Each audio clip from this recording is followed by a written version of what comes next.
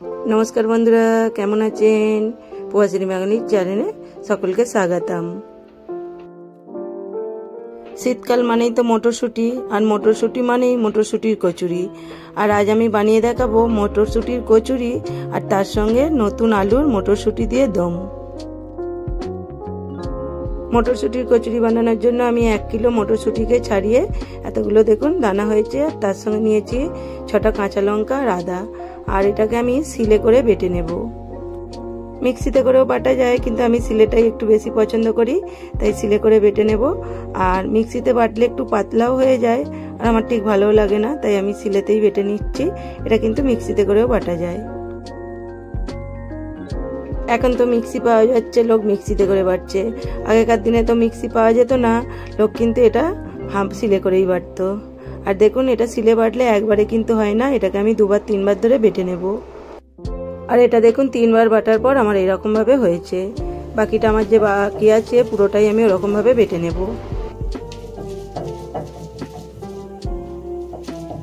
মিক্সিতে বাটলে জিনিসটা তাড়াতাড়ি হয় আর পেস্টটাও অনেকটা সুন্দর হয়, কিন্তু শিলে বাটলে একটু কষ্ট হয়, কিন্তু খেতে টেস্টটা খুব ভালো হয়।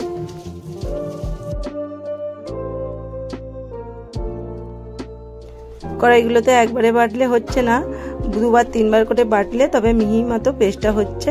আর এখানে আমি কড়াইগুলো সবগুলোই এরকম ভাবে বেটে নিচ্ছি। আর এখানে দেখুন সবটা আমার হয়ে গেছে, আর পুরো পেস্টটা আমি আপনাদের দেখাচ্ছি। পুরটাকে দেখুন আমি অনেকবার ধরে পিষেছি, ভালো রকমই মিহি হয়েছে।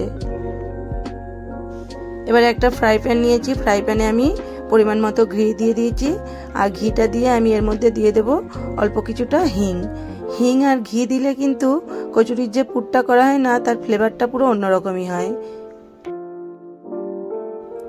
এটা কিন্তু অপশনাল, তেল দিয়েও এটা করা যায়, কিন্তু ঘিটা দিলে ফ্লেভারটা ভালো আসে বলে আমি ঘিটা দিই।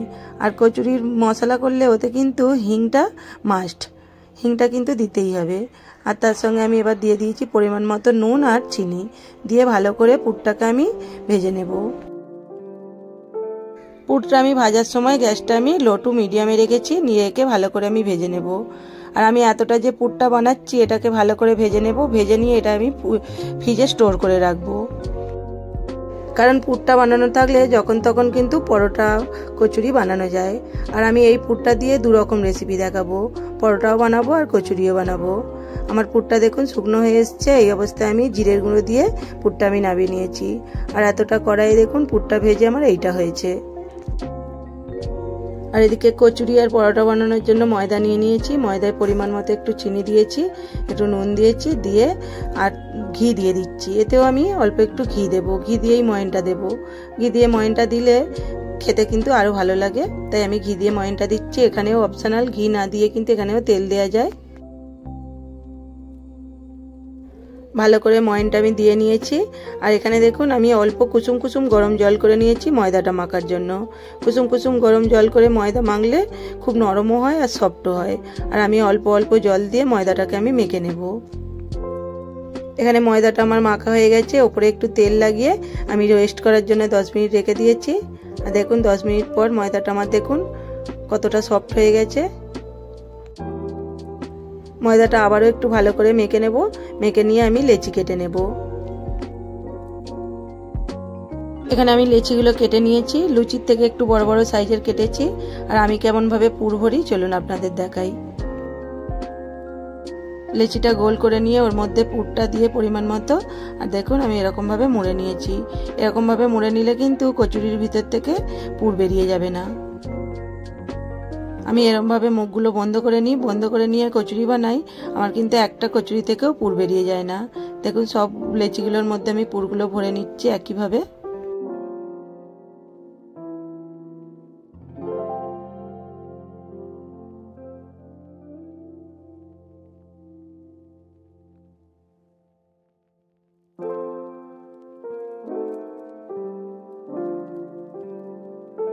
এখানে দেখুন সব লেচিগুলোর মধ্যে আমার পুরটা ভরা হয়ে গেছে।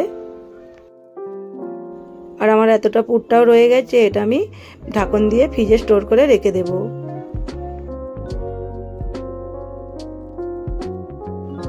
এবার আমি তেল দিয়ে কচুরিগুলো বেলে নেব।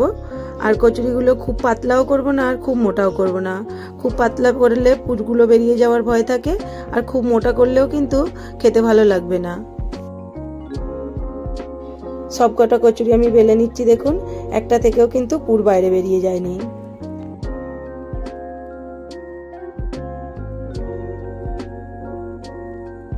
আমি যখন প্রথম প্রথম কচুরি বানাতাম আমারও কিন্তু কচুরির মধ্যে থেকে পুর বেরিয়ে যেত, কিন্তু যখন থেকে আমি এরকমভাবে পুরটা ভরে মুড়তে শিখেছি তখন থেকে কিন্তু আমার কচুরির মধ্যে থেকে পুর বেরিয়ে যায় না। দেখুন আমার সব কটা কচুরি বেলা হয়ে গেছে, একটা থেকেও কিন্তু পুর বেরিয়ে গেল না।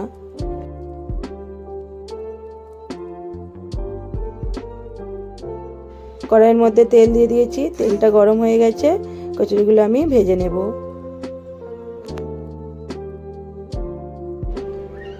কচুরিগুলো দেখুন কড়াইতে দিয়ে দিয়েছি, কচুরিটা কিন্তু খুব সুন্দর ফুলছেও। আর কচুরিটা দেখুন দেখলেই বুঝতে পারবেন এতে কিন্তু তেলও অতটা টানছে না। সব রকম পরিমাণ যদি ঠিক থাকে ময়দাতে তাহলে কিন্তু কচুরিতে তেল টানবে না। আর দেখুন আমার প্রত্যেকটা কচুরি কিন্তু ফুলে যাচ্ছে। আর এখানে আমি দেখুন একটা কচুরি ভাজা হতে হতে উল্টো দিকটা হওয়ার আগেই আমি আর একটা কচুরি দিয়ে দিচ্ছি। এতে কিন্তু গ্যাসটারও সেভ হয় আর তেলটারও সেভ হয়। আর দেখবেন আমি আপনাদের দেখাচ্ছি কচুরিগুলো কিন্তু পুরোপুরি ভালোভাবে ভাজা হয়ে যায়।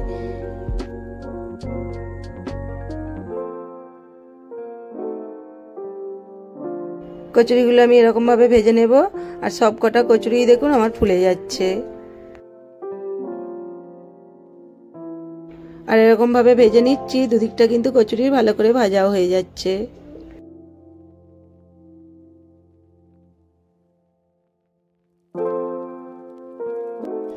এখানে দেখুন সব কটা কচুরি আমার ভাজা হয়ে গেছে। আর দেখুন কচুরির মধ্যে থেকে কিন্তু তেল আছে, বোঝাই যাচ্ছে না। সবকিছু পরিমাণ যদি ঠিক থাকে তাহলে কিন্তু কচুরির গায়ে তেল আছে বোঝা যায় না। আর এখানে কচুরিগুলো তো হয়ে গেছে, আমি যে পুর ভরেছিলাম আরও একটা পরোটা বানিয়ে দেখাচ্ছি। কারণ যারা কচুরিটা পছন্দ করে না, মতলব তেল জাতীয় জিনিসটা, তাহলে কিন্তু তারা পরোটার মতো করে ভেজেও খেতে পারে। আমার বাড়িতেই পছন্দ করে না তেল জিনিসটা বেশি, আমার ছেলেও ছোট ছেলেও খেতে চায় না, ওদের পাপাও পছন্দ করে না, তাই আমি এরকমভাবে পরোটার মতো করেও ভেজে নিই। আর এখানে দেখুন পরোটার মতো করে ভাজছি, পরোটাগুলোও কিন্তু ফুলে যাচ্ছে পুরো।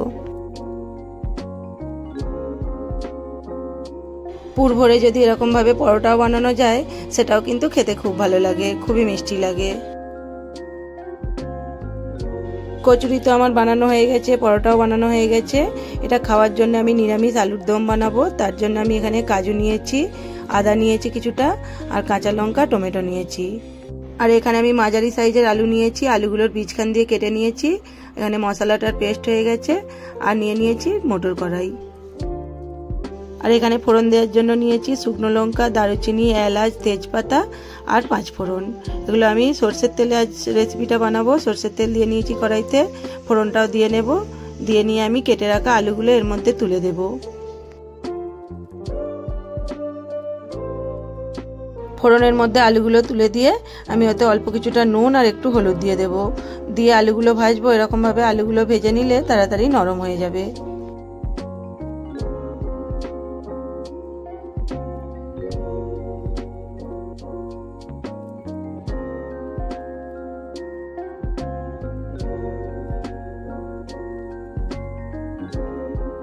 আলুগুলোকে আমি ব্রাউন ব্রাউন করে ভেজে নিয়েছি। এবার এর মধ্যে আমি মটর কড়াইটা তুলে দেব, দিয়ে ওটাকেও কিছুক্ষণ এর সঙ্গে ভেজে নেব। এরকমভাবে আলুগুলো বড় বড় করে কেটে তার সঙ্গে মটরশুঁটি দিয়ে আলুর দম বানালে না ওটা দারুণ খেতে লাগে। সেটা নিরামিষ হোক আর সেটা পেঁয়াজ দিয়ে রসুন দিয়ে আমিষই হোক, সেটা বানালেও কিন্তু খুব সুন্দর লাগে। মটর কড়াইটা আমার ভাজা হয়ে যাওয়ার পর আমি মশলার পেস্টটা তুলে দিয়েছি। কাজু, আদা আর টমেটোর পেস্টটা যেটা করেছিলাম ওটা আমি ওর মধ্যে দিয়ে নিয়েছি। আর দিয়ে নিচ্ছি 1 চামচ কাশ্মীরি লঙ্কার গুঁড়ো, আর 1 চামচ দিচ্ছি এভারেস্টের লঙ্কার গুঁড়ো, আর পরিমাণ মতো হলুদ, আর একটু দিয়ে দিয়েছি চিনি। এটা কিন্তু অপশনাল কাশ্মীরি লঙ্কার গুঁড়োটা, ওটা কালারটার জন্য আমি দিয়েছি। আর যে যতটা পরিমাণ ঝাল খাবে লঙ্কার গুঁড়ো সেরকম দিলেই হবে। আর এখানে আমি পরিমাণ মতো নুনটাও দিয়ে দিচ্ছি। নুন তো আমার অল্প দেওয়া ছিল, আরও কিছুটা ওর মধ্যে দিয়ে নিলাম।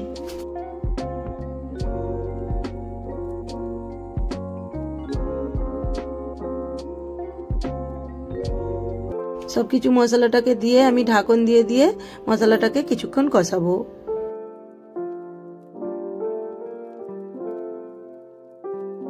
মশলা কষানোর সময় গ্যাসটা পুরো সিম করে দিয়ে মশলাটা কষাবো। আর এই অবস্থায় দেখুন আলুগুলোও আমার অনেকটা সিদ্ধ হয়ে গেছে।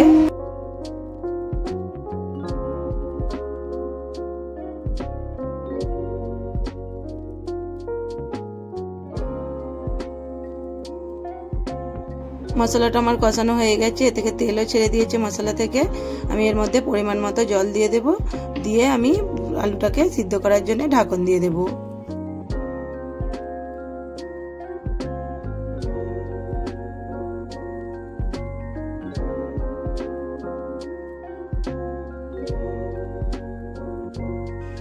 ঢাকন দিয়ে আলুটা সিদ্ধ করে দেব, আর মাঝে মাঝে একবার করে দেখে নেব যে নিচে বসে যাচ্ছে কিনা। আর দেখুন এখানে আলুটাও আমার অনেকটাই সিদ্ধ হয়ে গেছে। আবারও কিছুক্ষণ ঢাকন দিয়ে আমি ভালো করে আরো একটু সিদ্ধ করে নেব।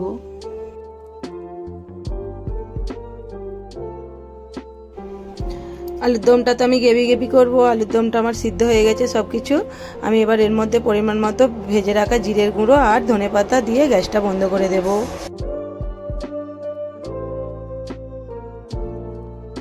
সবকিছু ভালো করে মিক্স করে নেব। দেখুন আলুর দমটা আমার ফাইনালি হয়ে গেছে। এটাকে আমি কড়াই থেকে নামিয়ে নেব। নিরামিষ আলুর দম আমার রেডি হয়ে গেছে। এরকম আলুর দম থাকলে লুচি, পরোটা, কচুরি, মুড়ি সবের সঙ্গেই কিন্তু খুব সুন্দর লাগবে নিরামিষ দিনে। নিরামিষ দিনে এরকম ভাবে আলুর দম আর তার সঙ্গে মটরশুঁটির কচুরি বা লুচি যদি থাকে খুব সুন্দর খেতে লাগে।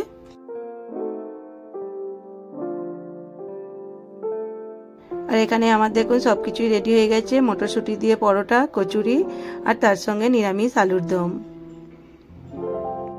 আজ আমি নিরামিষ 3খানা রেসিপি দেখালাম। আর আজকের রেসিপিগুলো আপনাদের যদি ভালো লাগে লাইক কমেন্ট করে দেবেন। সকলে ভালো থাকবেন, সুস্থ থাকবেন, সাবধানে থাকবেন।